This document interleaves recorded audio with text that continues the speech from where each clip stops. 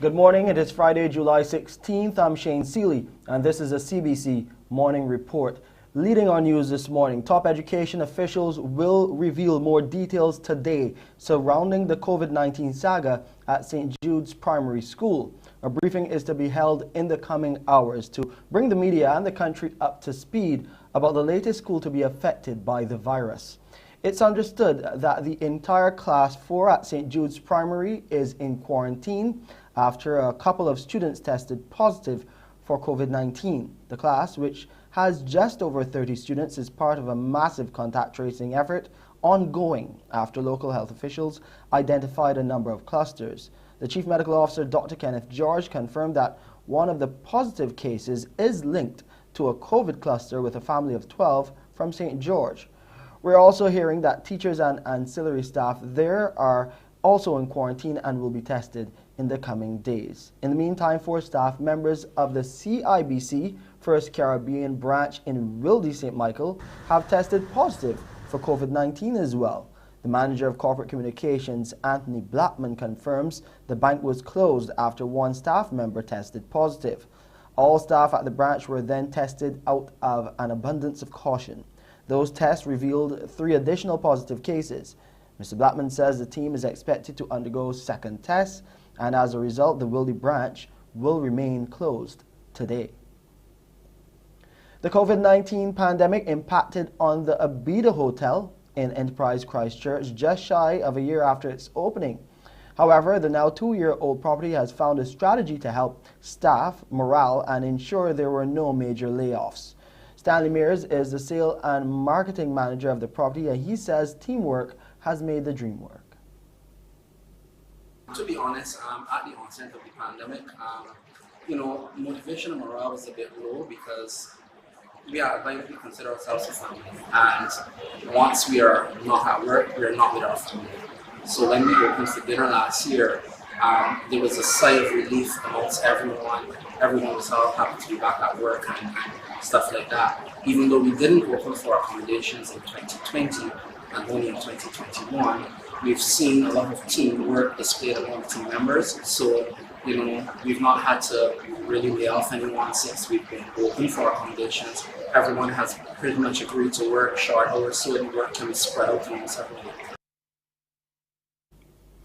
The prospects for people returning to travel agencies to do their bookings are quite favorable. In fact, the owner of one agency says the return is trickling now and the future is bright. Denise Nichols told the Morning Report that while COVID-19 has impacted her field, she believes the sector will rebound. So it's because of the fact that God is in charge of the agency, I always see my glass half full. So I'm looking forward to return to even better days than pre-COVID. So there is great hope at our agency. And so we're happy to be part of the Travel House family as well. So we're moving along together and creating synergies that would augur well for the traveling public. Over a dozen more COVID-19 cases recorded another day in Barbados. We will give you the full details in our COVID-19 updates.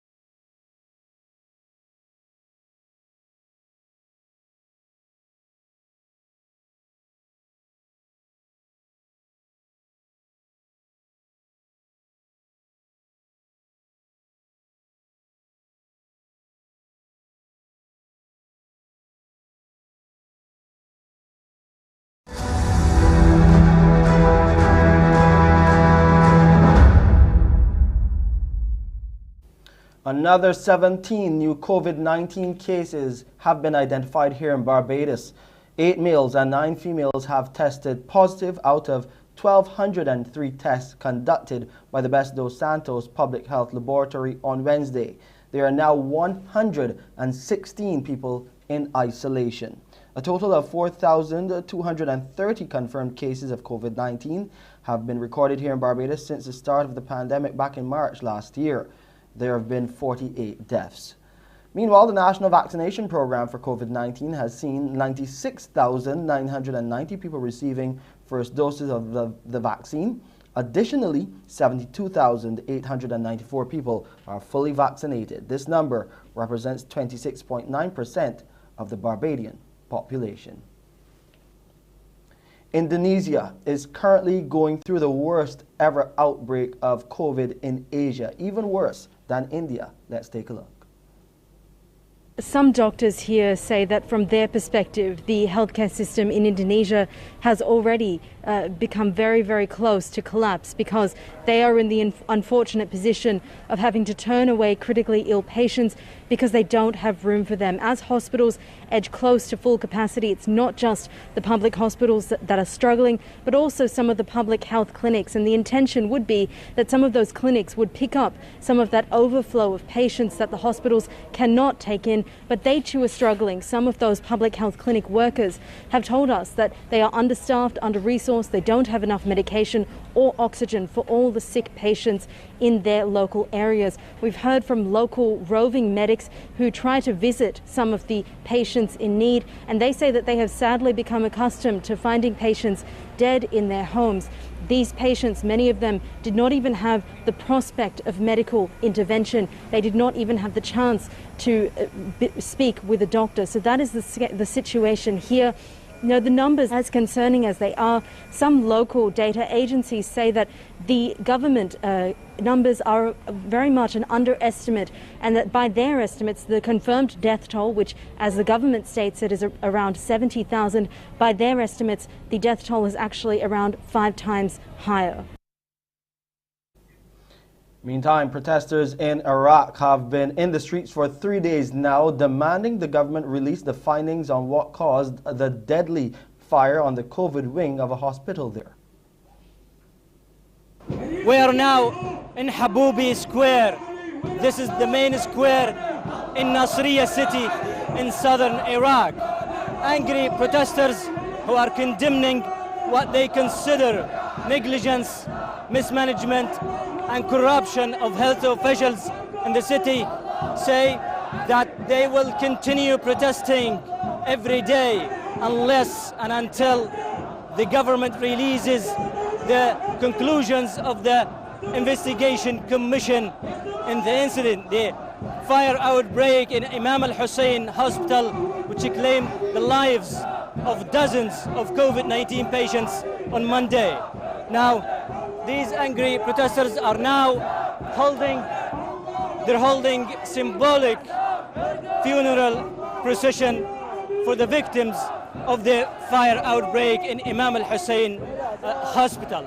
They say that if the government is not taking necessary measures to guarantee that such a tragedy is not happening again in any hospital, they're threatening to take matters into their own hands. Once again, the angry protesters storm the Imam al-Hussein hospital, and now they include victims' families and relatives. They say that they want to convey a message to the political parties and the government. They say that the political parties are blamed for not doing enough to protect the people. They also say that there was a conspiracy against the victims because security forces, according to them, security forces prevented volunteers, local civilians who tried to rescue the victims, but they could not reach this isolation ward because they were prevented by the security forces. Tensions rising high in so many countries across the world as we monitor what is a third wave of COVID-19 in many countries. Hopefully, Pearson can help to ease those tensions here with you on the Friday edition of Morning Barbados. Pearson, what you have for us? Well, today we will get to hear a little bit more about what's happening at the CBC. It's going to be a busy weekend in many ways, and so our marketing specialist will join us to share with what's happening on the air and outside of the CBC as well. Today we'll also be taking you for the very first time into the newly launched Children's Gallery at the Barbados Museum and Historical Society. It is exciting and it's interactive, and our producer Nadia had a chance yesterday to view those exhibits and to be a part of that launch. And also today we'll meet a woman who thought her childhood was rather tumultuous, but now by her relationship with God, she's been able to condense all of those emotions into a book, and she now counts it all joy. She'll share her journey and show ways in which you too can find your path towards counting your joy. All of that and a whole lot more straight ahead on Morning Barbados. It's back to you, Shane. Thank you, Pearson. Here on the Morning Report, meanwhile, you'll hear that local meat and poultry producers are up in arms. We'll tell you why after the break.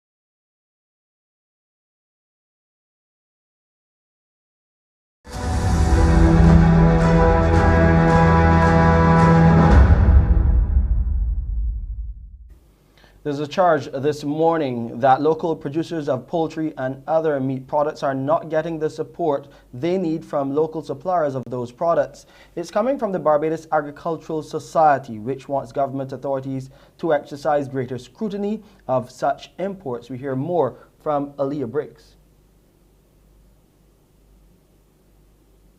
Private people in this country who, instead of working with our local producers to source the product, that they have chosen to import product to help out another individual somewhere overseas. There's something wrong with this. CEO of the Barbados Agricultural Society, James Paul, as he condemns some local suppliers for importing poultry and other meat products, which he says are readily available in Barbados. He describes the action as brazen, since it compounds the already challenging environment in which farmers operate. From time to time, you hear farmers complaining they cannot get their products sold. The sales of poultry meat, local poultry meat, is depressed. People are looking for opportunities to sell. Pork, same thing.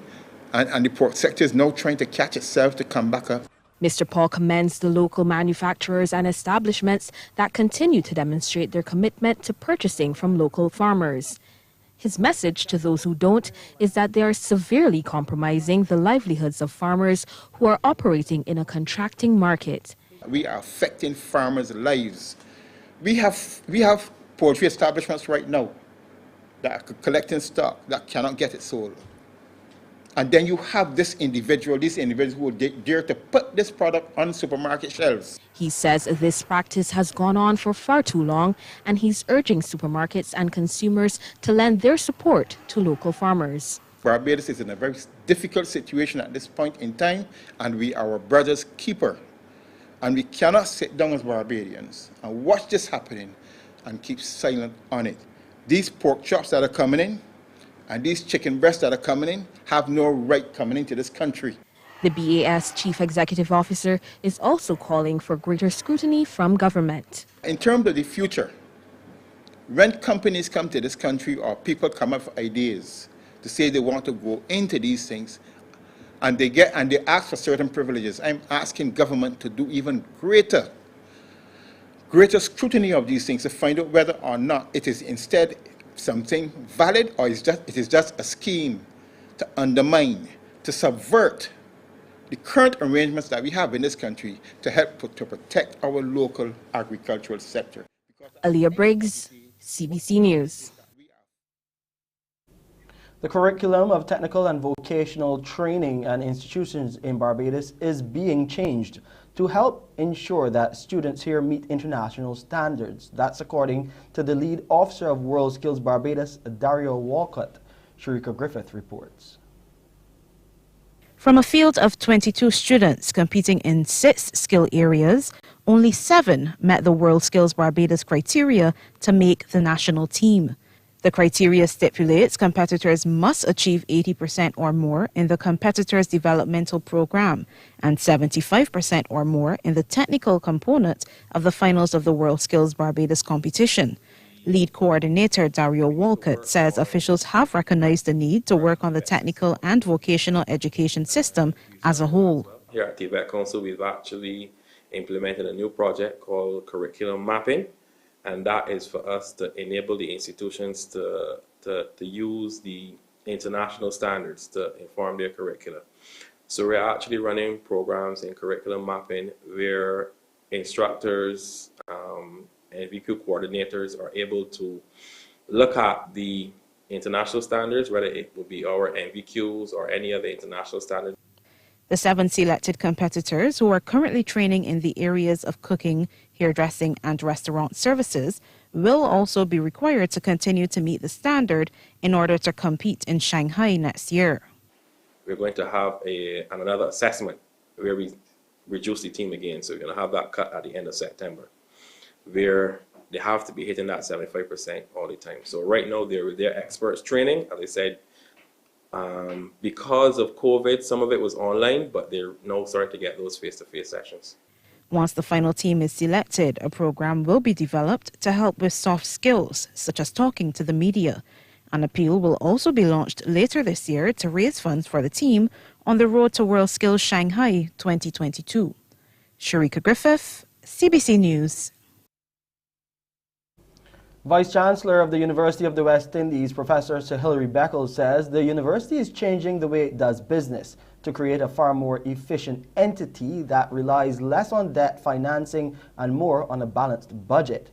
He made the revelation during a media conference that gave an update on a retreat held by top UWI officials. It discussed the university's new financial operation plan dubbed AAA Strategy Phase 2, Revenue Revolution. So Hilary explained what the balanced budget approach would entail. We will now seek to have the governments and the University Council approve our budgets, and we will function within the parameters of those budgets. And so long as our investors, our governments especially, remain true to the budgets, that what they approve is what they invest, then we are going to be addressing the systemic deficit within our system in that way. So Hilary adds that another plank of the new strategy will see the development of a new entrepreneurial dimension. He says it will involve all of the campuses, noting that they will be coming up with new sources of revenue that will also ultimately see less of a financial reliance on regional governments. A very aggressive commercial dimension to our university, self-financing approaches to our university. Now, the reason why this is important is because, on the one hand, we are a public university. We are a public developmental instrument of the people of the Caribbean. We are not driven by the profit motive. We are not a business enterprise, but we must be managed and we must conduct our affairs in a business-like fashion. And therein lies the public interest in accountability, that we must function not so much as a bottom line business, but in a business-like fashion. So Hillary also assures that the university will not be increasing its fees. It will, however, be doing a rationalization of some of its programs, particularly some of its master's programs, to reassess whether they are globally competitively priced. Now over to Colombia, where the president says most of the suspects arrested in the assassination of Haiti's president, Jovenel Moise, were unaware of the true plot. Let's take a look at this story. A small number of the men had detailed knowledge of the mission, but most believed they were traveling to Haiti only as bodyguards. President Jovenel Moise was assassinated a week ago. 18 Colombian suspects have been arrested. 3 others were killed by the police. Andy Gallagher with more now on the investigation out of Miami. We heard the Haitian authorities talking about trying to catch the mastermind behind this, and they're now claiming a man called Christian Senon, who is a doctor and pastor who spent most of his life between here in Florida and Haiti, is that mastermind. He has been arrested over the weekend. He hasn't been charged yet, but there are questions swirling about this, what is emerging as this central character. This is a pastor and doctor who lived here in Florida, had several failed businesses, which raises the question, how would a man like this even raise the capital needed to allegedly hire assassins to carry out this operation of getting rid of Jovenel Moise, who was the president? So it is a very confusing situation at the moment, but it certainly seems to be widening all the time. One central figure now being blamed for this, arrested and not charged.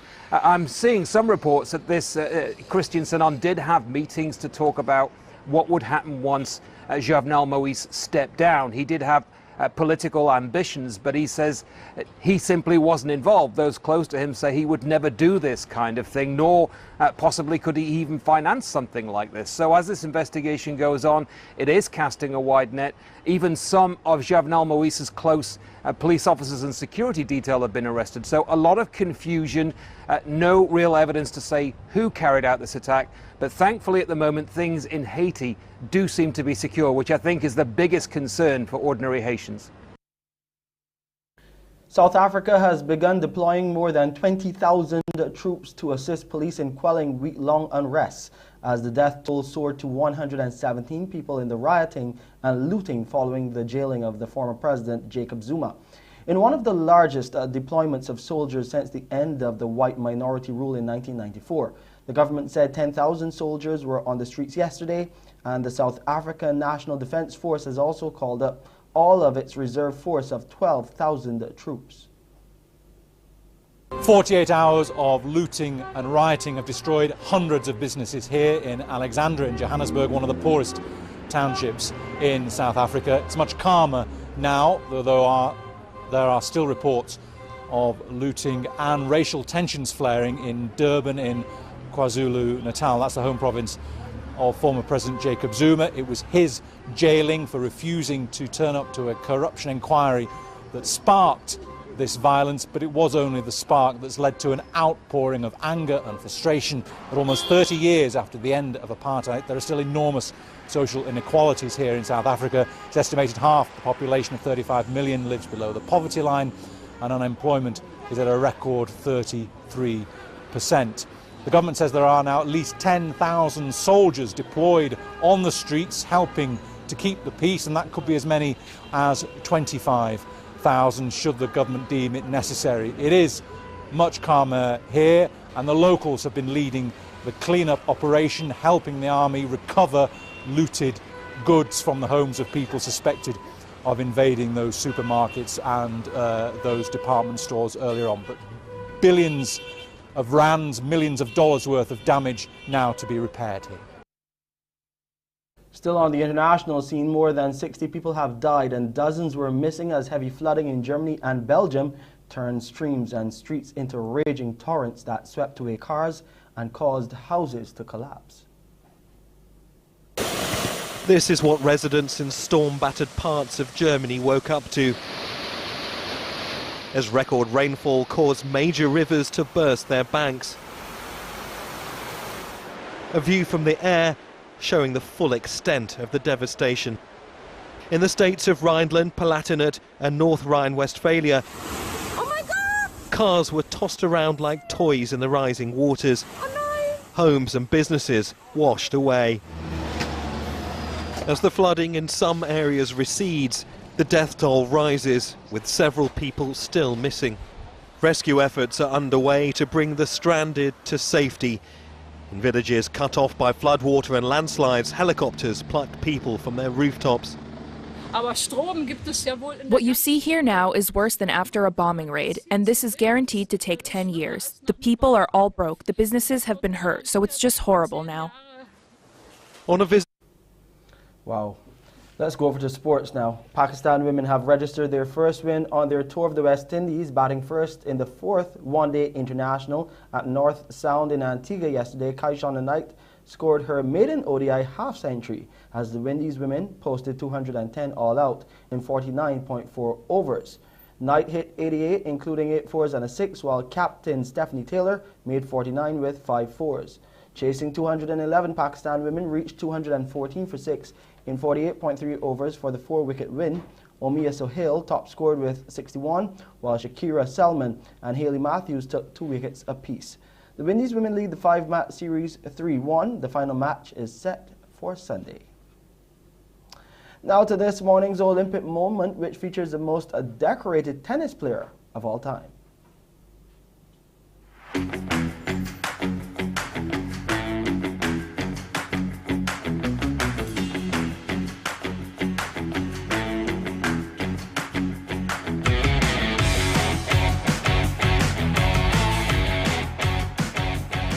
The most successful all-time performing tennis player at the Olympic Games is U.S. player Venus Williams, who has won 4 gold medals and a silver. At the 2000 Olympics in Sydney, she defeated Arantxa Sanchez Vicario of Spain in the quarterfinals, fellow American Monica Seles in the semis, and Elena Dementieva of Russia in the final to win the gold.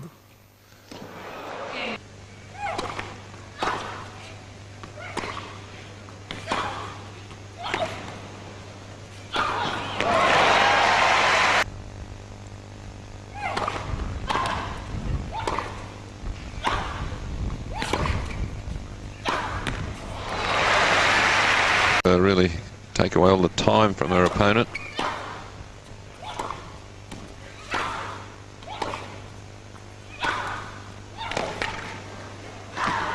Well, it was going out, I think.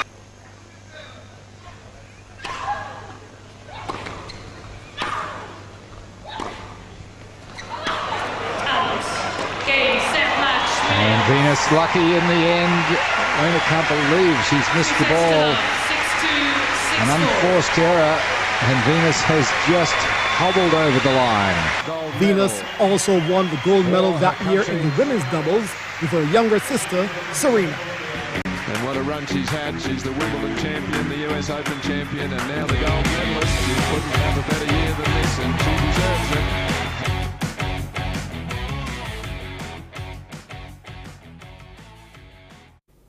Time now for a quick look at the weather.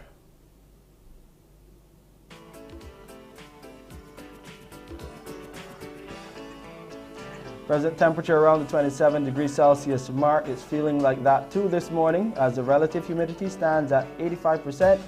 It's partly cloudy on the outside. We did have some light overnight showers. The barometric pressure stands at 1014 millibars, and those winds, well, they're coming out of the east at 31 kilometers per hour.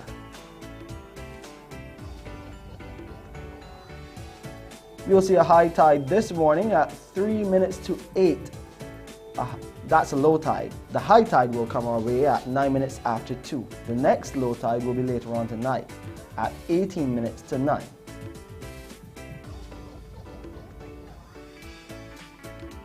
Those seas are moderate in open water. Swells are between 1.5 and 2 meters and holding steady. Today in Barbados, we'll get some sun. It will be sunny with cloudy periods and a few brief scattered light showers, while tonight will be cloudy with clear periods and the occasional brief scattered light to moderate shower. And over in the Lesser Antilles today and tonight, the picture looks like this. It will be fair to partly cloudy with a few brief light isolated showers. And the sun is out internationally in London and Frankfurt, but we saw some flooding in Germany. We wish those residents there all the best. In Boston, you're getting some showers but getting around that 27, 28 degree mark in the US and in Canada, you're in the 20s as well. And that's it for the CBC Morning Report for this Friday. I'm Shane Seeley. Morning Barbados starts now. Wake up, wake up, wake up, wake up. Barbados, get up. Good morning. Good morning, Barbados. Good morning. Good morning to you. Good morning. Morning, morning, morning. Good morning to you. Good morning. Morning, Barbados. Good morning. Good morning to you. Good morning. Morning, Barbados. Good morning. Wake up, wake up, wake up. Morning to you. Good morning, everyone. Welcome to Friday the 16th of July, 2021. This is Morning Barbados. That's my name. I'm Pearson Bowen. Welcoming those of you on our YouTube channel, Caribbean Broadcasting Corporation.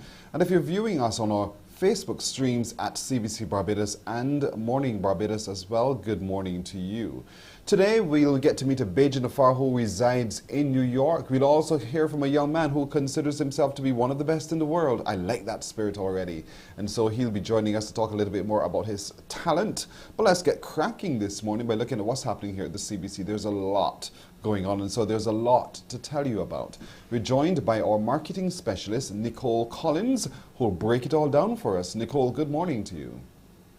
Good morning, Pearson. How are you? I'm doing well today. How are you doing?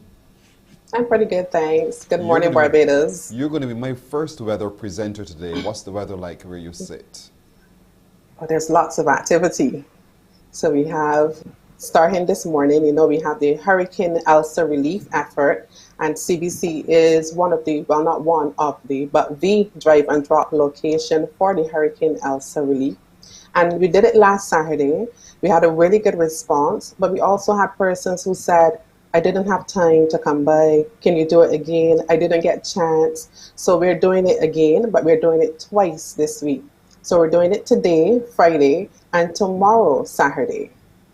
And we start at 8 a.m. Today and tomorrow, yes, we're good from very early, Yes. 8 o'clock in the morning, the tents. 8 o'clock. As we've erected before, the tents are already erected and the tables are there, the boxes are there, the container is ready. And all we're doing now is waiting for you to come on by, to drive in and to drop off today and tomorrow from 8 o'clock in the morning to 5 in the afternoon. That's literally a whole working day for a lot of people. But on the screen, we're showing people just what it is that we're expecting to come with. What is it that you think we should drive in and drop off today? So we're expecting non-perishable food items, personal care items, household supplies, cleaning supplies, and of course we cannot forget the children who have also been impacted. Books, stationery, toys, anything that you would use on a day-to-day basis. Persons who have been severely impacted by Hurricane Elsa and who've lost everything that has been near and dear to them would need as well. It's really a collaborative effort. We're asking Barbadians to look around and see that there are Barbadians who are also in need. And so we as Barbadians need to rise up to the occasion to help Barbadians who are in need. And so today and tomorrow in the drive and drop, that's what we're doing. We're asking you to come by with us about a full heart, to really share with those who are in desperate need. And there's much more to do. We can't do it all. And, while the rebuilding of homes is left to another agency, as much as possible, each of us needs to be able to pitch in to help another Barbadian in need, at least to help them to feel proud about themselves yet again, because a lot of pride would have been stripped by Hurricane Elsa. Definitely, Pearson. And I just want to say we have a 20-foot container in the yard just ready and waiting to accept all of the donations that Barbadians are expected to bring, and we know that they will bring. And I want to appeal to Barbadians to help us to fill that container. We've done it before, and I believe that we can do it once again. We're going to do it again, starting today and also tomorrow. Yes. 8 o'clock in the morning till 5 in the afternoon. There's going to be a team there, ladies and gentlemen. All protocols observed, of course. And you just drive up and with bright smiles, we'll greet you and we'll take from you the things that you want to donate. So look at it again, those kinds of things we're asking you and encouraging you to come down in large numbers to bring some food items, some non-perishable food items. That's absolutely critical. So like tin stuff, boxed items and so forth. Personal care items, household supplies, cleaning supplies, absolutely critical. And those things that will keep all of our minds at peace, the books, the stationery, the toys, that's going to be very important. But I know, Nicole, one of the things from the last experience we had was, you know, don't just bring things that you want to throw away. We're not the I was waiting to get there. Tell me about it. No. So we're encouraging and urging you, do not bring expired items. Don't bring items that the cans are bent or they've started to rust. We've seen that before. And I know it may seem a little harsh, but it is a reality, and sometimes realities have to be faced head on. And we want to say to persons, do not bring anything that you would not like for yourself. If it is in your cupboard, you haven't used it, and it's rusty, then don't give it to someone else. Especially when persons are down and out and they've suffered like this, they don't need that to further impact on their situation. So bring things that are good. If you have to go to the supermarket and spend $10, no problem. $20, no problem. Nothing is too small. And as you said, Pearson, we've done this before, so we're not just talking, we're talking from experience. So folks, we need to know what to do. Let's help to restore our brothers' dignity, our brothers and sisters' dignity, by bringing those items that will help aid that return to dignity, by bringing those really good items. The drive and drop is today and tomorrow, 8 o'clock until 5 each day. That's one item. That's outside. Let's come inside now, yes, Nicole, because on TV8 and on radio and our social media platforms, there are some other things that we're doing starting tonight. Yes, starting tonight. Well, you know, the curfew is back on. So obviously, CBC's mandate, one of CBC's mandates is to entertain. And that's what we are doing because curfew is back. And therefore, we see it as our responsibility to make sure that Barbadians at home and abroad are entertained. So we've taken the Soca Showdown. The Soca Showdown is now going to be meeting festival stage. So if you're looking for the Soca star, you had that idea of who you're going to vote for, but you wanted to see that showcase of those artists, you have to tune into CBC TV8 tonight. CBC TV8, CBC Barbados on Facebook, and of course on YouTube. Of course, the Admiral will be the host alongside DJ Mikey Mix, and we expect a fantastic showcase, a fantastic show of these artists. Remember, one person who, once they make it through to the finals, will win $10,000. The winner takes all, and that's $10,000 for the Soca star.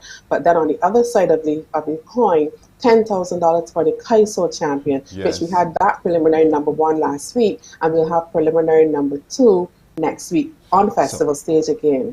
Tonight is preliminary number 2 for the Soca star, however. And so if you could just bring that picture back up, because I want to remind people who will be in preliminary number 2. Yes, in preliminary number 2 tonight, right here on TV. Also heard on 98.1 The One will be Mr. Dale, Edwin Yearwood, Griner, RPB, Hyper Sounds, TC is in there, Rupee, Mole, Sanctuary, and Rasaili. Now that is a real lineup tonight on TV. So how it's going to work? We're going to play the music, right? And then folks get a chance to be able to taste and enjoy that music yet again. And then we get cracking with our voting. And then we get, as you said, we get cracking with voting. Voting opens tonight at 9 p.m. and ends on Monday. So you have the entire weekend to think if you need to think, because if they're your favorite artists, you really and truly don't need to think. You just need to vote. And voting is extremely easy. So let's just walk through the voting process. You must vote with a flow phone, and you're voting to short code 1011. So if you're voting, you type in short code, you type 1011, and then you type the name of the artist. Do not type more than one artist's name in in that text, because then it becomes null and void. So each text must be one artist. So if I wanted, for instance, to submit Rasaili into the final, then I will just text to short code 1011 Rasaili. If I want to do that 12 times, I do that 12 times. Not each time I will do it. That's the whole point here. No. One name, Per So if you're text. one name per text, and if by chance, because this is a really good lineup and good, it goes back many years of music in Barbados, and let's say you love Grainer because you loved when he sang about the Spring Garden Highway or Rasaili, but you still like Mr. Dale or Rupi, then you need to send a text for each individual one. If you send all four in one text, then it becomes null and void. We can't use that. And then and you mess up a chance. You mess up a chance at $10,000. You know, it's like when you're voting for elections, if you cross the line. Cross the line, it's all invalid. Yes. Thrown away, discarded. So that's tonight. Discarded. Tonight, folks, is preliminary number 2 of the Soca Star competition.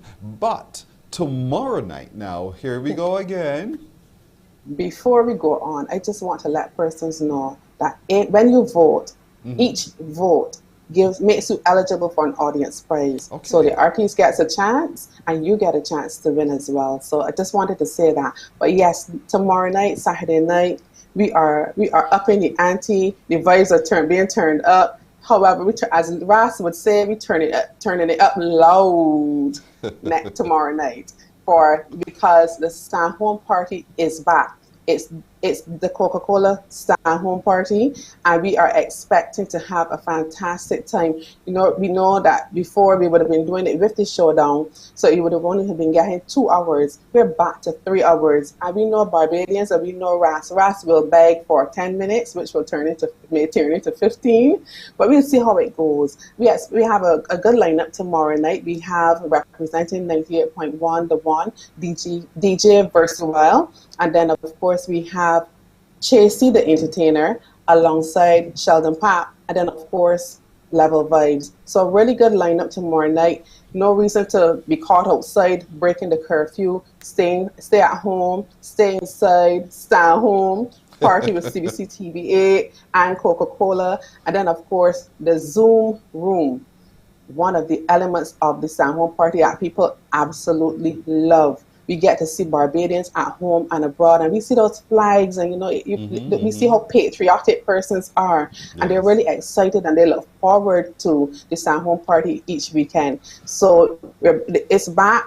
The Zoom will be fully active. Remember your sponsored products. If you have your sponsored products on display, you can win a prize. We have loads and loads of prizes to give away. All right, so let's do a quick recap in bullet point form. Bullet point form. Today and tomorrow, the drive and drop, 8 to 5. Yes. And we're looking for those items that you see there on the screen, folks. Non-perishable food items, personal care items, household supplies, cleaning supplies, books, stationery, toys. 8 to 5, all protocols observed here at the CBC today and tomorrow. That's one. Second bullet point, tonight at 9 o'clock, preliminary number 2 in the festival zone at 9 o'clock. And these are for the Soca Star competition. You see those who are going to be on the screen, you see their names. You, at the end of it, from 9 o'clock tonight, you get to text a short code 1011, your particular artist, one name, right through. And of course, the more you text, the greater your opportunity to win an audience prize as well. Bullet point 2. Bullet point 3. The Stand Home Party is back, and that's tomorrow night. So you're going to have 3 hours of really great time in the Arctic zone with those young men. They're going to be turning that heat up and melting the ice, and you too will get a chance in the Zoom party as well. So don't forget all of that happening right here in the CBC. But keep watching, keep listening, because we'll keep it reminding you of what's going on as well. Nicole, we got to leave it there. But thanks. I will just say, if you've missed anything or you want to see any of that information, follow us at CBC Barbados on Facebook. You can get all of the information that we just discussed right there. And on our radio stations and our TV station as well. Thanks a lot, Nicole. All the best today. Thank you. You're busy this weekend. Thanks. Have a great day. You do too. We're coming right back after this break. Morning, morning, morning. Good morning.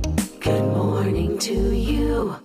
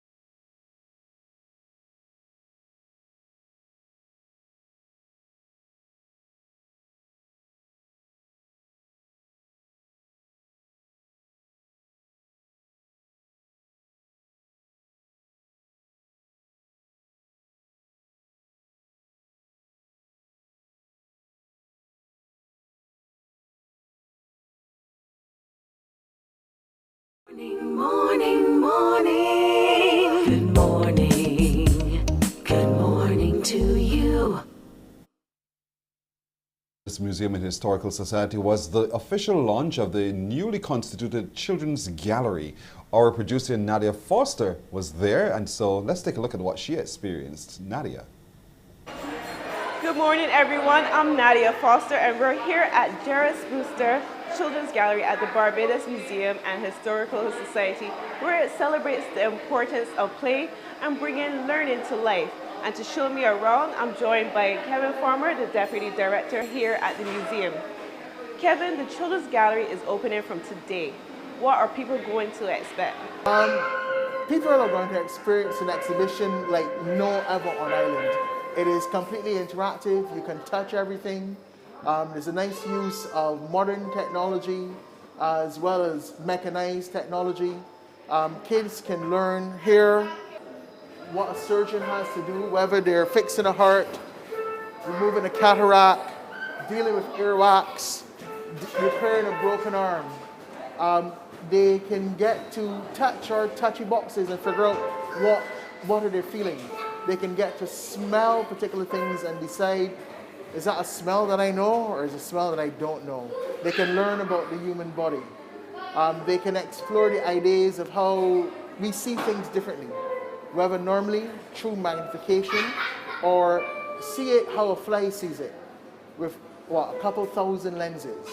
At the same time, kids can build stuff, see how it works. They can play with gears and manipulate gears to actually see how things work. They can build particular items out of paper. We have a kind of a wind tunnel, and they can play with that and see if they actually can fly.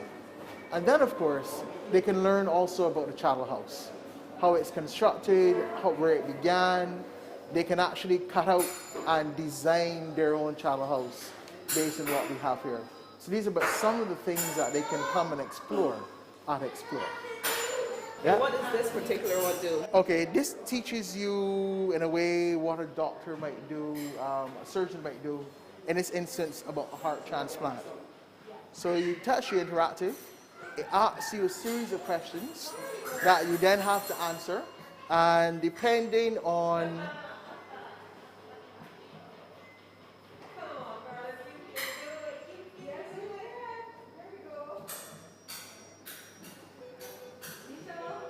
it tells you what you've got right or what you've got wrong. Oops, you've made a mistake, 5 out of 6, change your correct answer. So of course you need to remember what it is you answered. So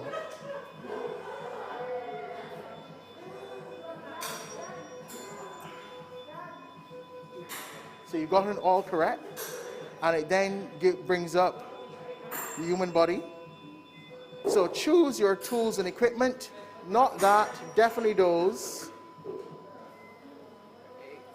that will aid you in actually performing heart surgery. And then it asks you to let's start the operation. Yep. Brilliant.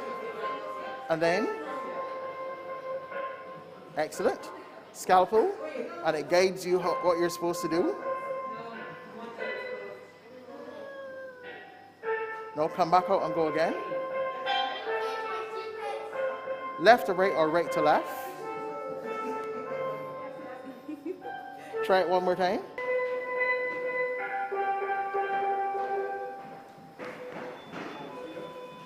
So you remove it.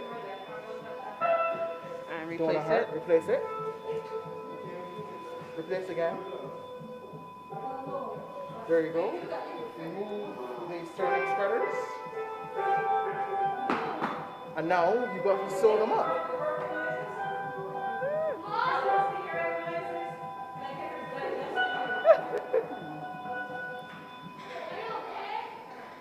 And unfortunately, you ran out of time, the patient died. But guess what? You can play it again. Well, what I didn't tell you is that we got a sneak peek of this a couple days ago. Okay. I came here with some of my colleagues. And of course, Jewel chose the heart transplant, the hardest one. There you go. I must say, the patient lived. The patient lived, okay, yeah. That's good. And we are surgeons now. You're surgeons now, yeah. See, there you go. So here you can put your hand in Can you guess what's in here? By feel. So that deals with, tactile learning. And also here as well. And if you don't know, you can actually just peek inside to see what it is. But you don't peek first. You try to guess first. And then from there, you can go over to magnifying material.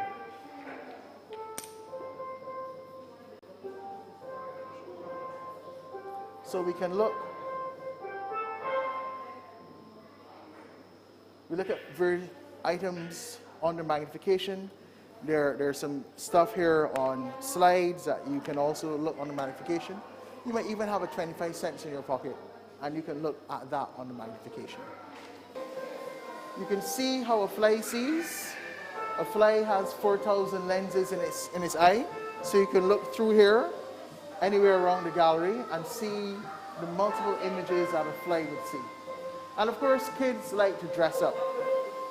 And here, first, put on a hairnet, put that on, put on a helmet, and decide what career, or guess the career of the particular headdress. But the important thing is, in the time of COVID, we're doing time tours. So persons can call the museum, book a time tour. After that tour is completed, our staff will come through, sanitize the area, and then we'll have the other time tour after that. So one doesn't have to worry. We are following all the COVID protocols, ensuring not only safe distancing, but ensuring that the touch surfaces are cleaned after each visit. So here we're talking about how you listen, how pitch and tone is created. And of course, what better way to do that than using the only instrument created in the 20th century in the Caribbean, in Trinidad, but the steel pan.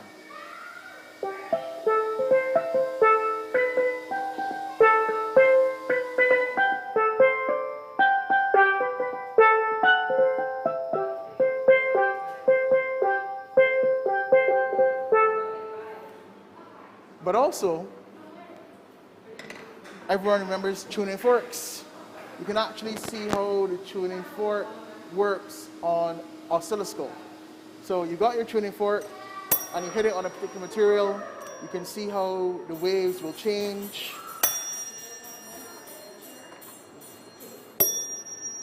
Teaching you about pitch and timbre and how sound waves actually can be seen using an instrument.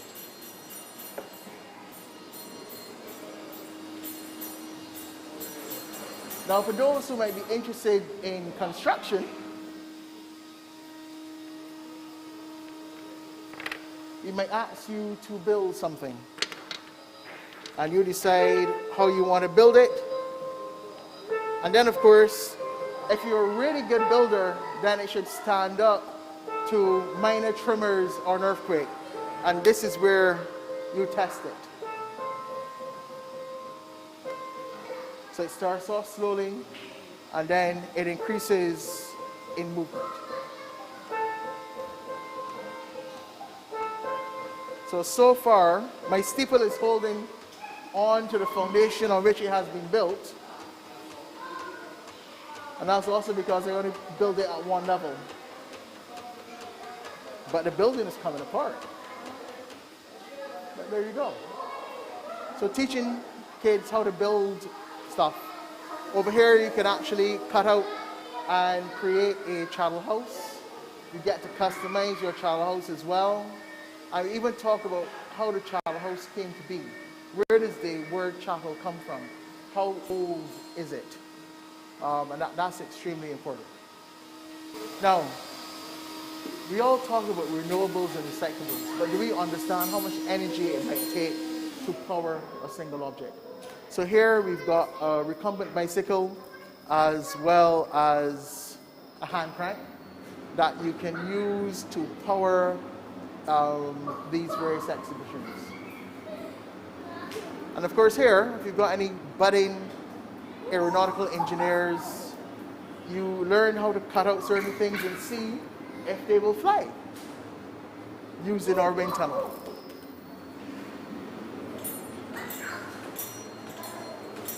And who doesn't like gears? And here you can put gears in various formations and actually see how they work.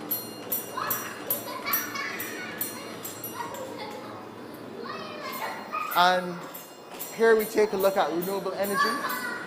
So we keep talking about it, but the children actually know how renewable energy is actually produced. So for this one, using these discs, they get to place it where they think wind power might be, where solar energy would be, and then they hit test it, and if everything is correct, it will light up totally green, and we know that they understand the concept of what renewable energy is. How does the exhibit cater to children with different abilities? In multiple ways. You might have those children whose learning is done kinesthetically, which means that they have to actually physically touch in order to learn something. That's possible here. Depending on the severity of the learning style or learning ability, we actually can have sit-down classes with the teachers to decide which of the exhibitions they will focus on when they come and visit. So we can actually offer a bespoke educational tour for children with learning disabilities. That's why we have an education officer on staff. So I would always say for kids with learning disabilities, please call the museum at 538-0201. Ask to speak to Ms. Kay Hall, who's our education officer. And in doing so, we can begin to tailor those particular exhibits towards the child's learning ability.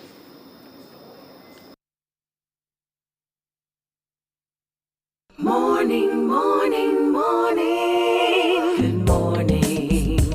Good morning to you.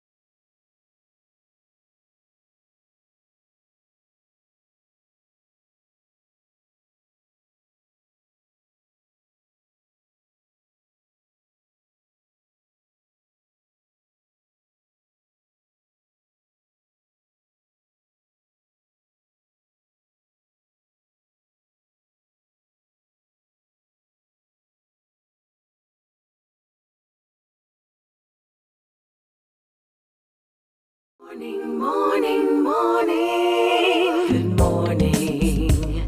Good morning to you. It's the top of the hour. Let's take a look at news now. For that, we turn to Shane Seeley. Shane. Yes, Pierce, and a briefing will be held in the coming hours revealing more details on the COVID-19 situation at St. Jude's Primary School in St. George. It's understood the entire Class 4 at St. Jude's Primary is in quarantine after a couple students tested positive for COVID-19. The class, which has just over 30 students, is part of a massive contact tracing effort ongoing after local health officials identified a number of clusters. Chief Medical Officer Dr. Kenneth George confirmed that one of the positive cases is linked to a COVID cluster with a family of 12 from St. George. Meanwhile, teachers and ancillary staff are also in quarantine and will be tested in the coming days. CIBC First Caribbean has also been hit by COVID-19. That's the branch in Wilde, and that will be closed today after 4 staff members tested positive for COVID-19. The manager of corporate communications, Anthony Blackman, confirms the bank was closed after 1 staff member tested positive. All staff at the branch were then tested out of an abundance of caution, and those tests revealed another 3 additional positive cases. Mr. Blackman says the team is expected to undergo second tests.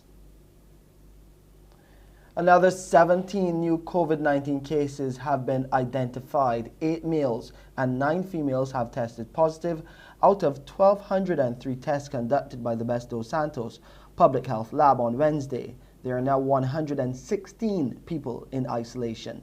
A total of 4,230 confirmed cases of COVID-19 have been recorded here in Barbados since the start of the pandemic in March last year. There have been 48 deaths to date. The national vaccination program for COVID-19 has seen 96,990 people receiving first doses of the vaccine. Additionally, 72,894 people are now fully vaccinated. This number represents 26.9% of the local population. The prospects for people returning to travel agencies to do their bookings are quite favorable. In fact, the owner of one agency says the return is trickling now and the future is bright. Denise Nichols told the Morning Report that while COVID-19 has impacted her field, she believes the sector will rebound. So it's because of the fact that God is in charge of the agency, I always see my glass half full. So I'm looking forward to return to even better days than pre-COVID. So there is great hope at our agency. And so we're happy to be part of the Travel House family as well. So we're moving along together and creating synergies that would augur well for the traveling public.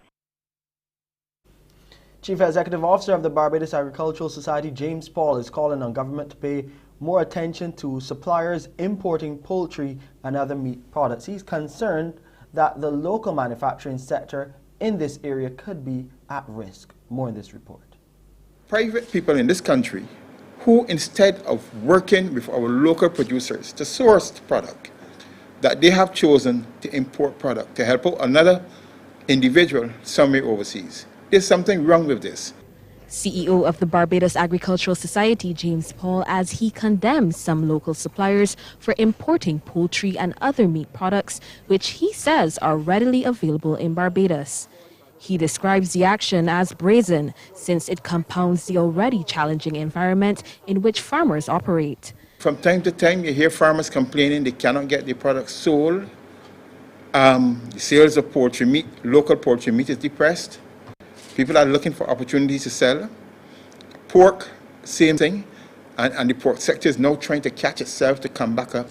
Mr. Paul commends the local manufacturers and establishments that continue to demonstrate their commitment to purchasing from local farmers. His message to those who don't is that they are severely compromising the livelihoods of farmers who are operating in a contracting market.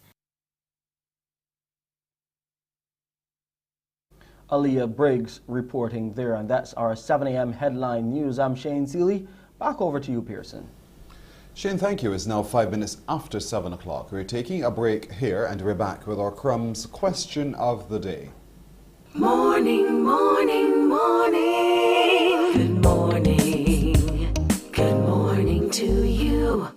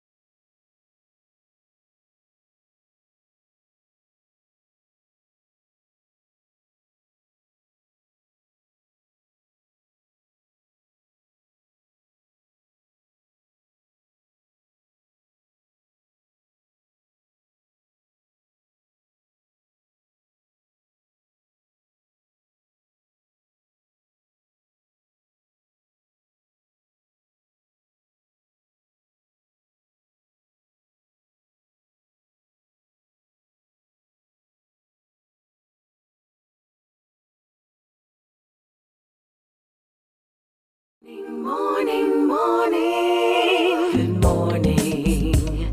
Good morning to you. It's 7:07, time to play in our Crumbs question of the day to you. Call us now on 228-5562 or 228-5563. Those are the numbers to call to win. In our Crumbs question of the day, a chance for you to win by answering correctly this question. And good luck to you indeed. The question today is, I am the greatest of all cakes. Without my special substance, my fruits, you'll only taste. What am I? That's our riddle for you today. I am the greatest of all cakes. Without my special substance, my fruits, you'll only taste. What am I? Simple Simon will make this payment. 228-5562 or 228-5563. Answer correctly and you win with Crumbs Bakery, and then you'll know for sure that Crumbs Bakery is absolutely delicious. Down to the very last crumb, you'll lick your fingers. So, here we go. Good morning, hello. Good morning. Good morning. What parish are you watching us from? St. Andrew. How are you? I'm good. What's the answer? Rum cake. What's the answer? Rum cake. What is the answer? I give you all the chances in the world. What's the answer? It's a rum cake. Okay, you're right. Thanks a lot. All right, stay on the phone. She's Okay. absolutely right, Mr. Andrew. The answer is the rum cake. Spot on. So there we go. I'm the greatest of all cakes. Without my special substance, my fruits will only taste. What am I? I'm the rum cake. And of course, those are rum cakes you can get from Crumbs Bakery. There's a Crumbs Bakery very near to you. We're taking a break right here, and we're back with more on Morning Barbados. Morning, morning, morning. Good morning. Good morning to you.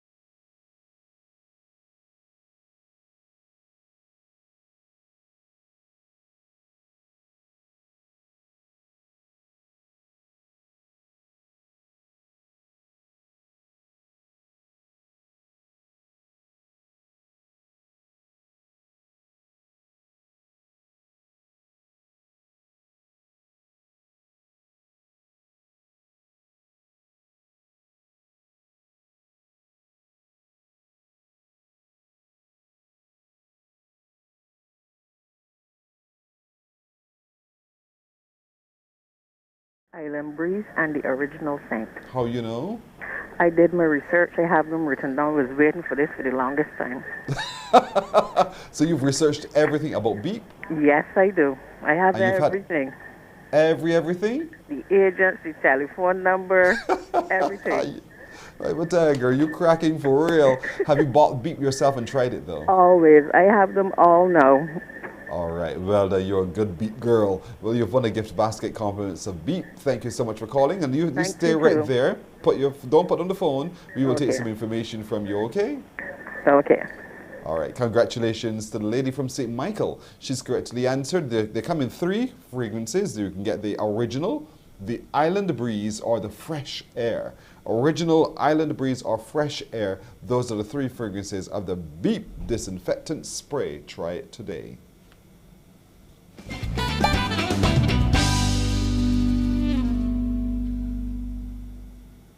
Okay, Morning Barbados continues now as we get to meet a very exciting young lady with a fascinating story to tell. Her name is Onika Estelita, and she's written a book called Count It All Joy.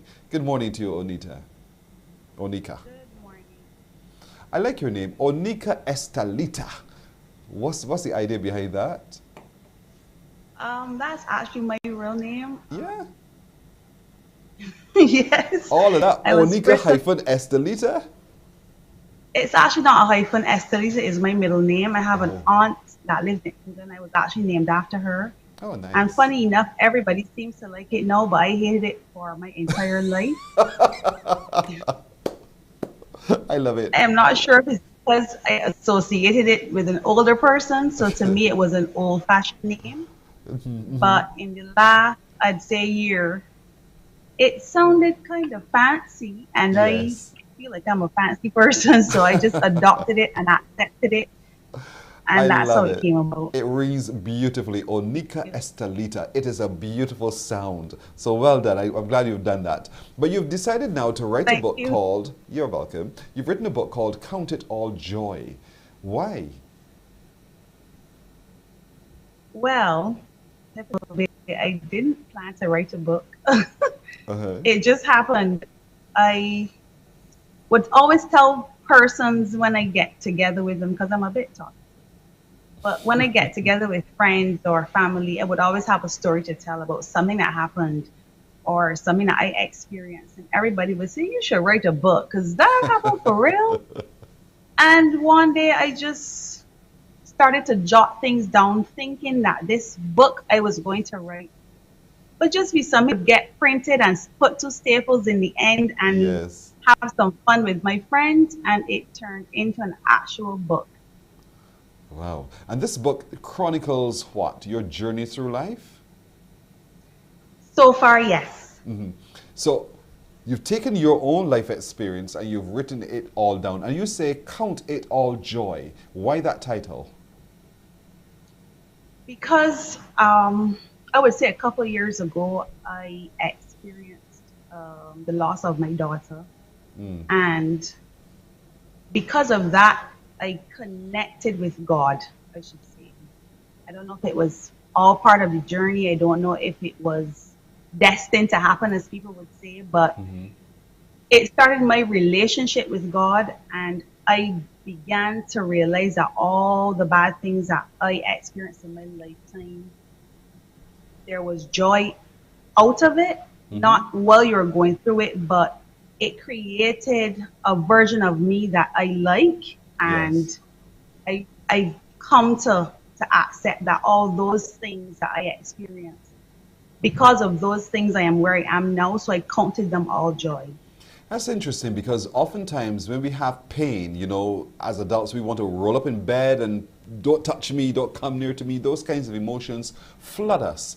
But you decided instead not to allow that to cause you to shut yourself away, but to focus on your relationship with God. And so you're saying to me now, you found that in that process, you've begun to love who you are. So what did you discover about yourself that you thought, this is great, I will count it all joy?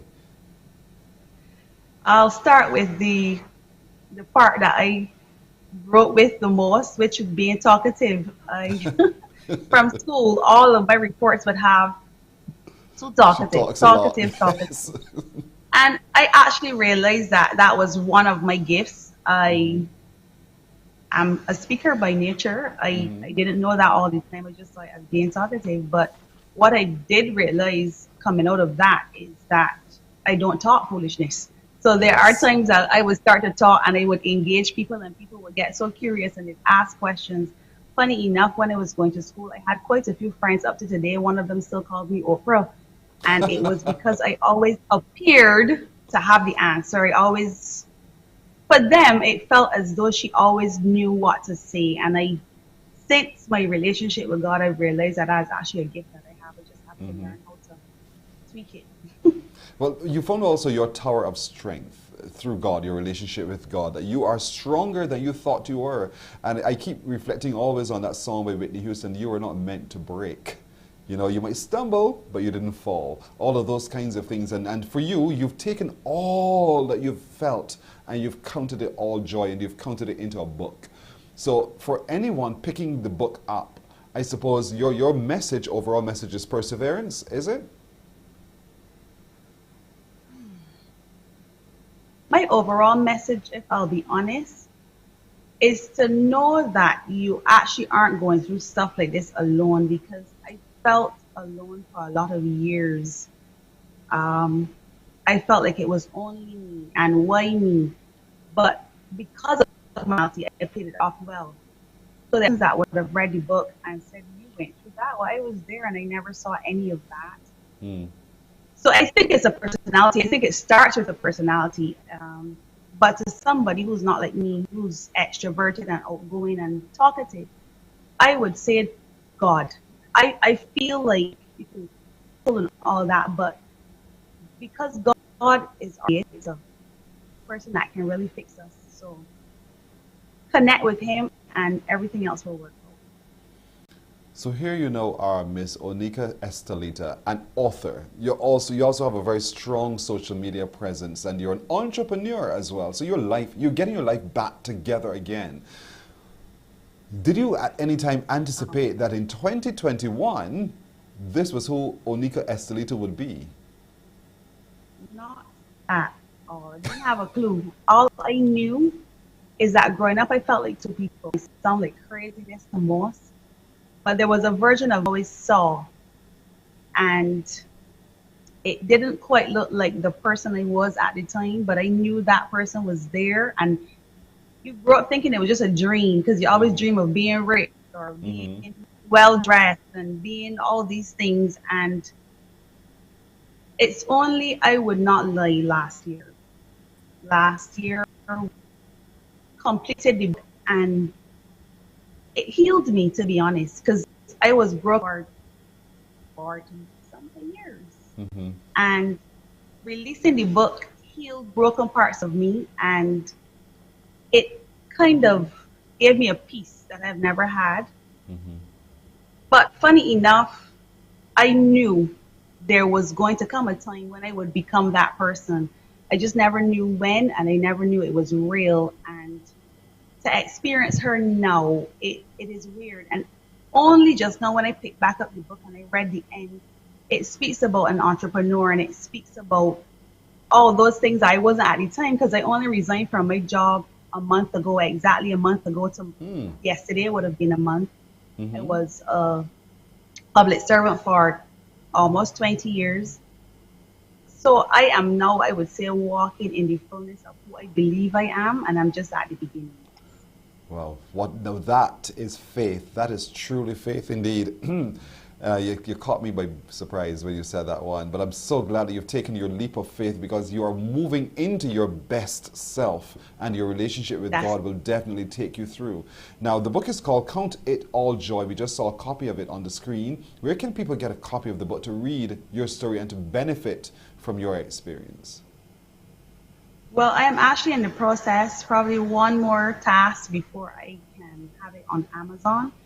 But you can actually contact me at 831-9728. You can message me on Instagram, Monica Estelita on Instagram, and I will deliver a copy to you. It's $50 Barbados. So looking forward to sharing my story to see if it would help someone. Say that telephone number again for me. 831 9728. 9728, because I'm a phoner. 831-9728. You can find Onika Estelita on Instagram as well. But you know, folks, it is a truly positive life journey of Onika Estelita, and it's a great book to read. Your path towards becoming a winner. You can win. And so it's called Count It All Joy, because as Onika showed you, don't let your fear hold you back. She's taken that plunge and she's moving forward, and she's counting it all joy now. She's living her best self, and you can too, through the words of inspiration from Onika. Onika Estelita, thank you so much for joining us this morning. I wish you well with the sale of your book. I really want many people to have it in their hands to see themselves and to benefit from your experience as well. Thank you. Thank you too. Bye-bye. You're welcome. Bye-bye now. Morning Barbados continues right after this.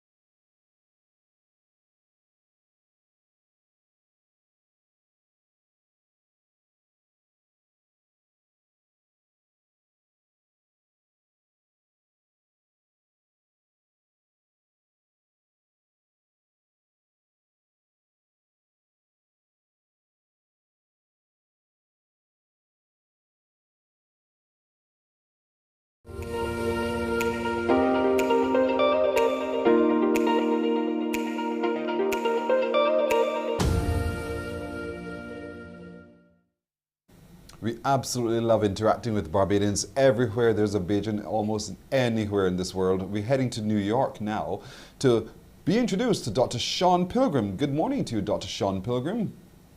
Good morning. How are you doing today, sir? I'm doing well, and yourself, Mr. Boone? I'm doing very well. Thank you, Dr. Pilgrim. All right. You came from St. Philip, and I'm sure folks watching right now are thinking, I think I know him. How long have you been in New York, by the way? I've been in New York now. This is going on close to 22, 23 years. That's a lifetime for a lot of people. Yeah, a lifetime. So what part of St. Philip were you from? Woodbourne, right by the oil fields. Yeah. So they know you for sure. So there you are now in New York. So what was it that propelled you out of Barbados and landed you in New York? Well, interestingly enough, I actually, when I left Barbados, I first went to Trinidad for some time for school. Leaving there, I then moved on to Mexico, where I completed my studies. And from Mexico, I migrated then to New York after a short stint in Jamaica. So, so I think that I've set roots down here in New York and started a family and so on. So I love your journeys though. Barbados to Trinidad to Mexico to Jamaica and then to New York. What a story indeed. But you've chosen, as you said, New York. So why that spot in the world to land and set your roots? Well, at the time, during when I was studying in Mexico, I would always visit, and it definitely seems like the capital of the world, and it definitely is, and lots of opportunities here, and that's where my bride was. So, you have to follow. Yes. So. Yeah. So as an obedient man, that's where you are. So what is it that you do there? There you go. Yeah, what do you do? So I am director of learning and development at a nonprofit here in New York City. We are spread between Brooklyn and Queens. So what does that involve, you as the director of learning and development? So basically, we have over 160 programs here in Brooklyn and Queens, ranging from mental health clinics, addiction centers, to early childhood, to over 4,000 units of affordable housing. And my responsibility is to enhance the skills and develop new skills for all of those employees in the various programs that we run. I was going to ask, do you see it as a challenge? But clearly you don't. You took the job. I enjoy it. I enjoy it. It is understanding people, seeing people, and letting people see what they have inside and their abilities, and really bringing that out. So a lot of analysis, a lot of strategy, and psychology. Yeah, I can well imagine. But that must bring such tremendous joy to you, though, to see the movement in people's development and learning. I'm sure that brings you special joy. Absolutely, especially when I've been in the organization now. This is going on 12 years, and I've held director of training roles, and now I'm director of learning and development. And to see someone come into the organization maybe at an entry level and be able to directly enhance their skills to see them then at management level is really a great thing. Yeah.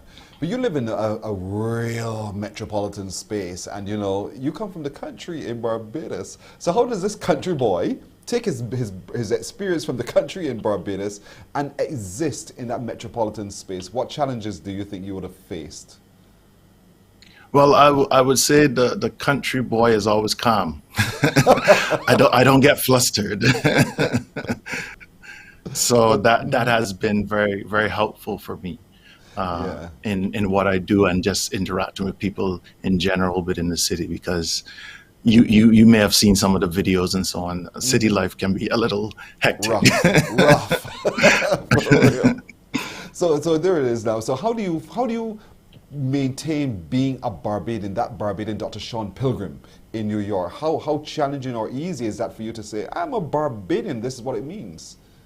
Well, I actually integrate that into a lot of what I do. I do training on diversity, and I use myself as the example, getting people to guess the accent, and usually when there are individuals in the audience that have a little knowledge of Barbados, some of them will shout out, cuckoo and flying fish, So, but being the country boy in my backyard, there are a few oak trees growing, because ever so often you get to turn some cuckoo, right? Yes.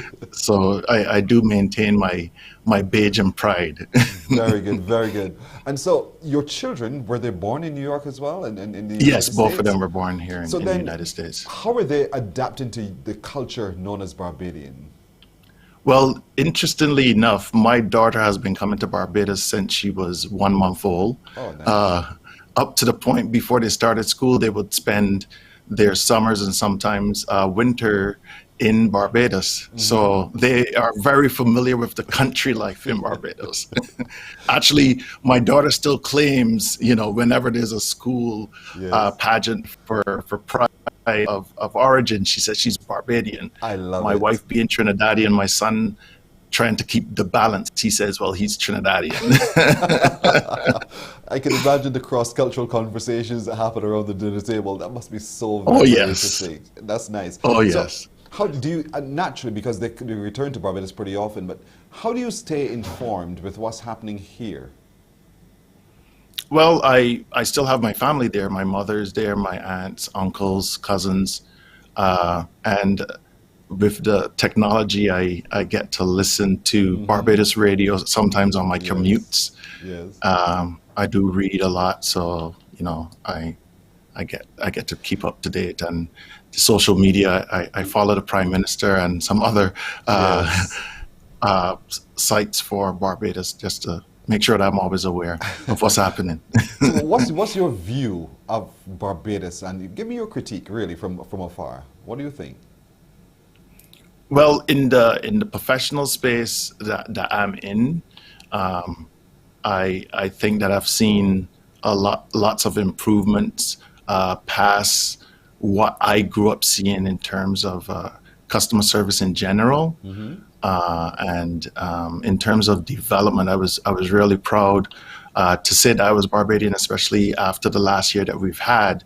You know, I constantly was monitoring the situation there, and to see us as a people showing the world that you don't have to be big to be able to deal with crisis. Yes. And I was very happy to see that. And I've been monitoring very closely the reopening and so on. I haven't made my trip yet, but I do always speak very highly of Barbados. That's fantastic to hear. It really is good to hear. And you know, it makes me smile because, you know, we're trying our best here and we're doing very well, I think, you know, by comparison with others. But what pleases me most is the okra trees in the back, for real. You know, you have the okra. Is there any other fruit or any other condiment, anything else that you're growing there that we are familiar with? Oh, sure. I have thyme. I have broadleaf thyme. I have some flavor peppers, some green peppers, cucumbers. You know, that comes from the country boy. Growing up, my father used to give us 3 rows in the garden and say, you tell me what you want planted, you take care of it, you reap it, and I'll sell it for you, and then you also reap some of the reward. Nice. And are you teaching that to your children as well? Absolutely. The only thing I couldn't get them to do growing up, I used to milk cows. So kind of hard to have a cow in the backyard here in the city. Yes. All right. So a couple questions before we go that I want to ask you. If you were to come home to Barbados this very minute, where's the first place you'd like to go? I think the first place I will probably find myself is between Bronx Beach or Miami Beach. Wow. And just because of their proximity to food. So if I go to Bronx Beach, then I'll go to Cuz and get a fish cutter. Nice. If I go to Miami Beach, then I'm going over by Granny's and get some gizzards or something. Yes. Joseph would love to hear that. Gizzards, my thing from Granny's. You're right. And I love that fact that you are so Bajan, it's not funny. So that's the thing you'd want to think. Now, you said about the fish cakes and the gizzards and so, but what else would you want to eat? The first thing you'd want to eat? Oh, well, you know, I always have to get, even though I do the cuckoo and so on here, when my mother makes it, is just a different thing. So I know, it's like home, boy, it's like home. So yes. I wanted to say hi to, if you tell me she's watching right now, so say hi to your friends and family. I haven't spoken to her yet this morning, but I did tell her that I was going to do the interview, so I believe she may be watching. I know my cousins and my aunts are watching, so hi to everyone. All right. So everyone, that's Dr. Sean Pilgrim. He's in New York, and we are so proud of you, Dr. Sean, that we had to come meet you for real and to share with Barbadians the excellence that you're doing while you're there as well. We celebrate that. We love it when Barbadians are doing so well in different spaces around the world, and you're one of them. Thank you so much for joining us this morning, sir. Thank you for having me. You're welcome. My pleasure indeed meeting him this morning. Dr. Sean Pilgrim, one of our Bajans afar. We are back right after this.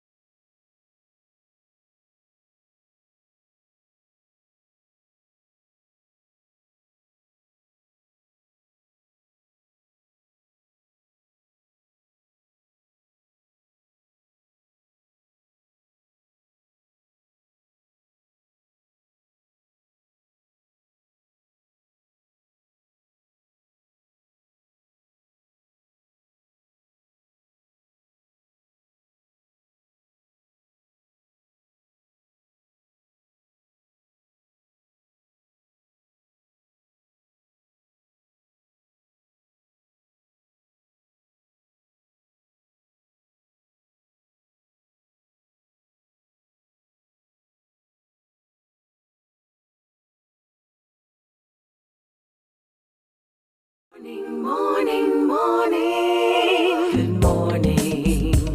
Good morning to you.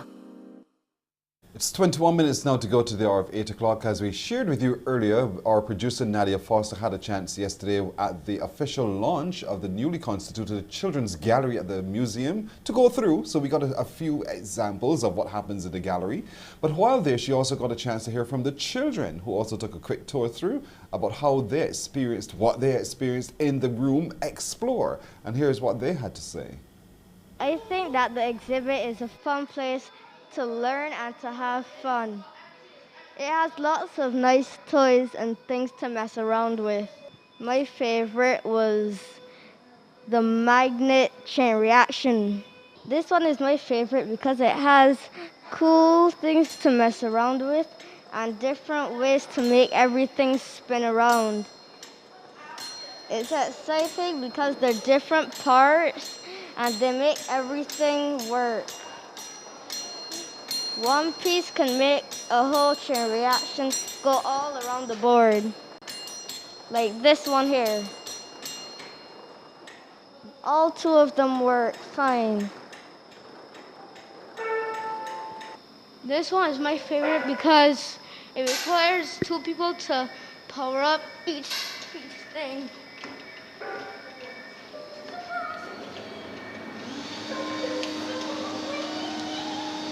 And on the TV, it shows what each item does once it glows up.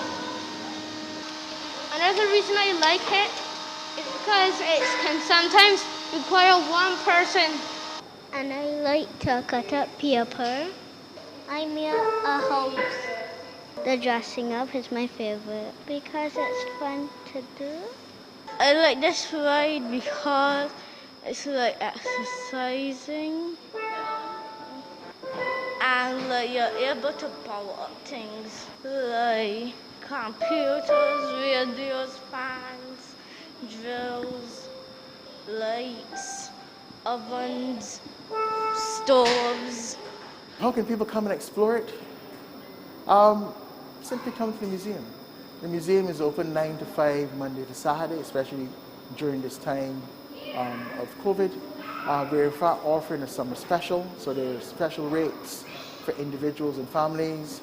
We're offering a summer passport where persons can purchase a ticket and be able to visit the museum multiple times over a 2-week span. So those are some of the ways that one can come and enjoy the Jairus Brewster Children's Gallery at the Barbados Museum. What we just experienced is a fantastic space for families, educators, and children to have fun, play, and learn and enjoy exploring the gallery together. The Barbados Museum and Historical Society wants to encourage you to come and be a part of this interactive adventure. There's so much to explore and enjoy. Remember, COVID-19 protocols are still in effect, so stay safe.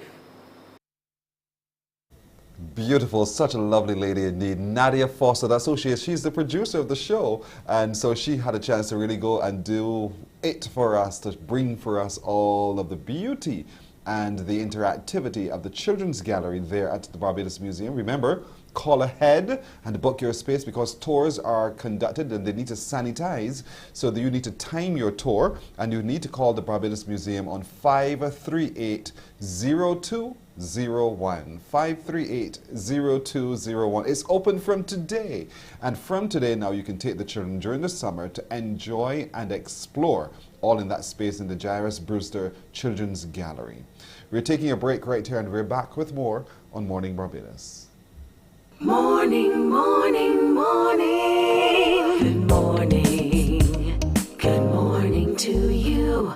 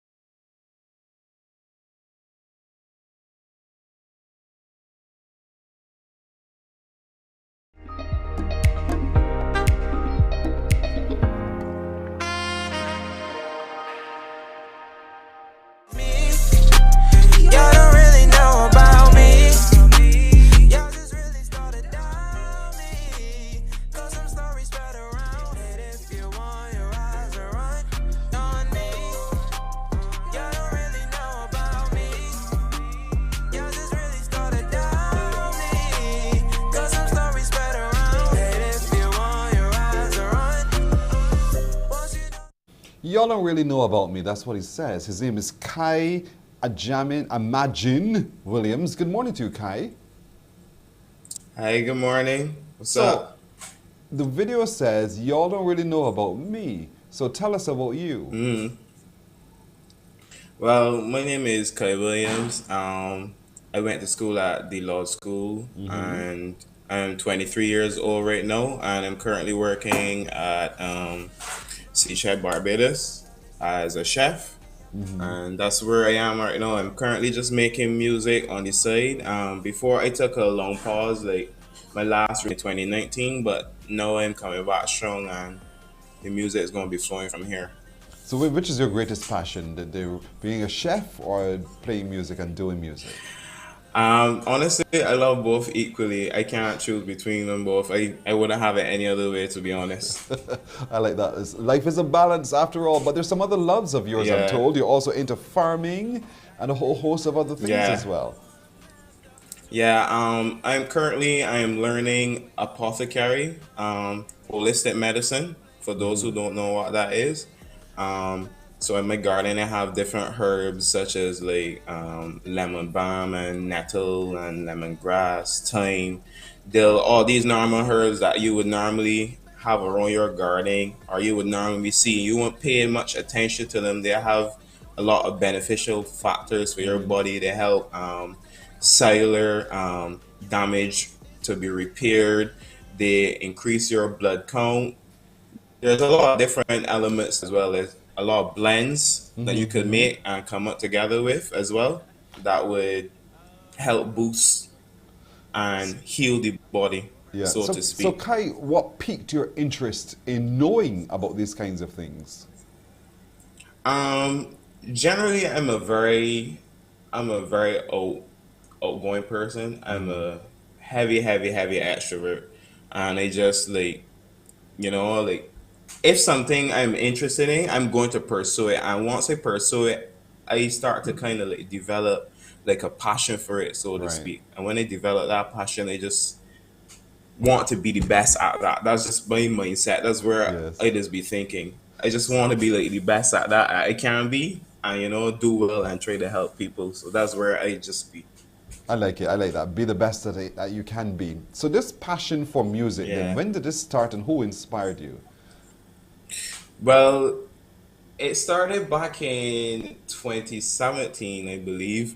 When I was younger, I always had a knack for music and what's not. I always used to write as well, but I never really used to take it seriously. But in 2017, a friend of mine, he told me that I should go and try out for the SCR competition at the time, social commentary rap.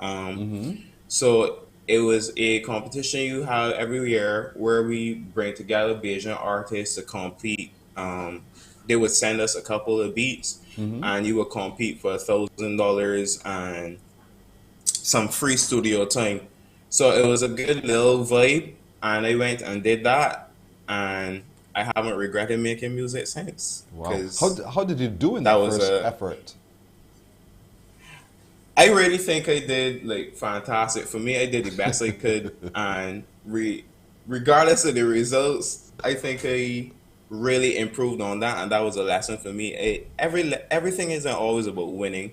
You can't win them all, and in the event that you don't win them all, you learn from the experience. And once you do the best that you can, you don't look back. So here it is now. You've released a song. You've released a song. It's called "On Me," and it's featuring Willie. Did you write it, or are you just part of the production of it? I'm actually Willie. The main artist of this song is my friend Imagine.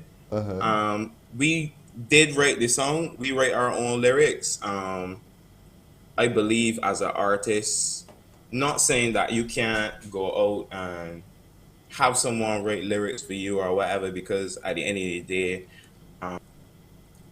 that gives you an alternative view into what that person is thinking or something that they may have done, may have piqued your interest, and that could help you grow as an artist. But I also believe it's very important to write your own lyrics and speak your mind, so that the people who are listening, it's you. this is what you're projecting. This is who you are, and I think that's most important. But you know, So you when could we wrote, Sorry, go ahead. Go ahead. Go ahead.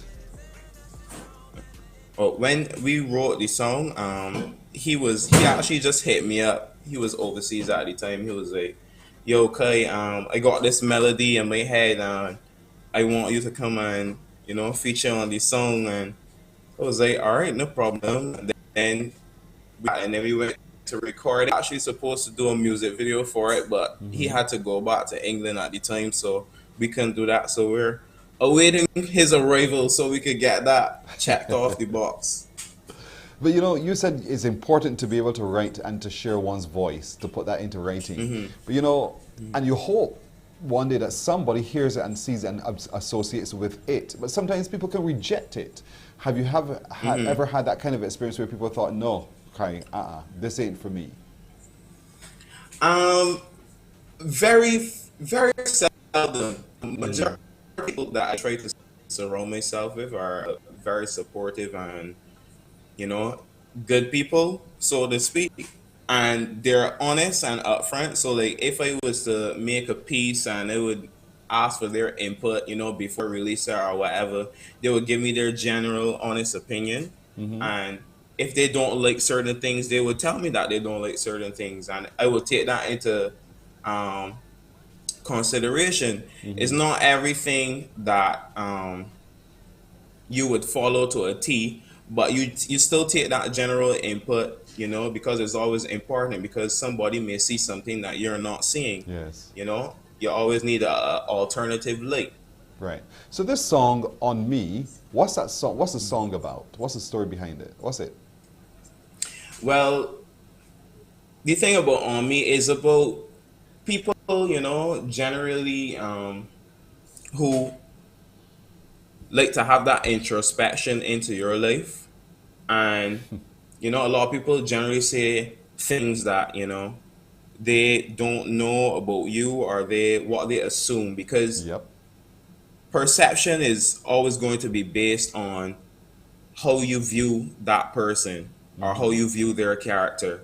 And sometimes your perception may not always be their reality. It may be your reality because that's what you see and that's what you notice, but it may very well not be the reality of the situation. Correct. And so when you put that on that person, and you don't really know for a fact, especially since you haven't asked any questions, you just gotta step aside and just let that person do them. So like, if you're always on me, I can strive regardless. Yes. Whether it's good, whether it's bad, it doesn't matter, because at any day I know my goals and I know my aspirations. So it's always on me. You got to be strong. Yeah. You on you, and then it doesn't matter who wants to be on you. So I agree with you on that score. I love your analysis for the song you did, On Me.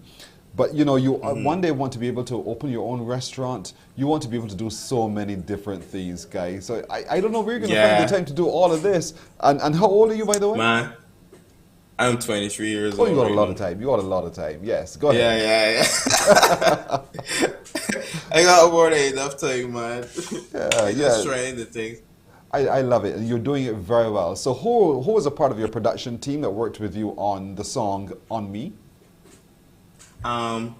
Right now, we mainly move as like, I don't want to say solo artists, but we obviously go to places, or we have people where we would go and record, and kind of meddle with certain like things like beats and freestyling, that kind of vibe. And that's what my friend Jared, his rap name is Me. You could check him out. So we went to him and we recorded in his home studio, actually. Okay. He has a little bedroom set up, so we went there, recorded On Me. All right. And I think he's doing pretty well as a producer. He's an artist himself, and he's working on his stuff. And it's good to see Bajan people, doing what they love to do. I just think that the platform needs to be updated so that you can, put people and get them out there. Yes. I don't think we do that enough. You're quite right on that score. We're trying our best here at the CBC. We have 100% Bajan station, 94.7, 94.7 the best 24/7. And that's the space where we are encouraging more Barbadian artists like yourself to share with us so we can share with the whole world the best of what you're creating. On Me, where can we find it? Where can we find your music, either for download or to just sample it? Where can we find it? You can find On Me on YouTube. You could find on, I believe it's on Spotify as well. And I think it's on SoundCloud. All right. So On Me with Kai Williams. Kai Williams. On Me featuring Willie. Of course, it's available, as he just told you, in those spaces as well. Kai, it's a pleasure meeting you. I love your focus. As you said, you're a hard extrovert, and that's what you do. I love it. So all the best, much success to you, my friend, going forward. Thank you very much, and thanks for having me. Have a blessed day. As to you as well. Thank you so much. All right, there he goes, Kai Williams. Before we go, I want to remind you of a few things. Don't forget that Drop and Drive is on today and tomorrow, 8 to 5 each day, today and tomorrow. Bring those non-perishable food items, the personal care items, household supplies, cleaning supplies, books, stationery, toys. Why? Because we are giving back to those who have been affected by Hurricane Elsa here in Barbados. Today and tomorrow, 8 to 5 drive and drop here at the CBC. We do encourage you to be a part of it. Now, also on Saturday, that Stand Home Party is BACK. It is back. So this Saturday, join us in that Zoom room for the live action, also live on TV8, as we bring you the Coca-Cola Stand Home Party Arctic. And it's from 9 until midnight, live on TV8, also on YouTube, also on our Facebook page, and also on 98.1 The One. So that's Saturday night. Tonight, however, it's the second preliminary of the Soca Star Contest and Festival stage. You can hear the music of your artists from 9 o'clock tonight. You get a chance to vote them into winning $10,000. And we go live from 9 o'clock tonight, all right? So be there for a part of that. And then before we go, I want to remind you, as we told you before, tomorrow Saturday is going to be the Together as One concert hosted by the Old Scholars Association of the Alexandra School. It is an online concert, a celebration of excellence, Together as One. It starts at 7:30 until 9:30, all in the Zoom, and all you need to do is to purchase your space. And you can see the information right there on your screen. You can go to ticketpalcaribbean.com, and get your space. $10 US, 20 Barbados, or 12 Canadian dollars. So all alumni of the Alexandra School and others as well, all over the world, you can get in there and be a part of it. Lend the funds, go towards a very worthy cause, building up some scholarship developments for those students. That's it for today. That's it for the week. For the crew, to all of you, thank you. God spare life. We'll see you on Monday. Good morning. Wake up, wake up, wake up, wake up. Barbados, get up.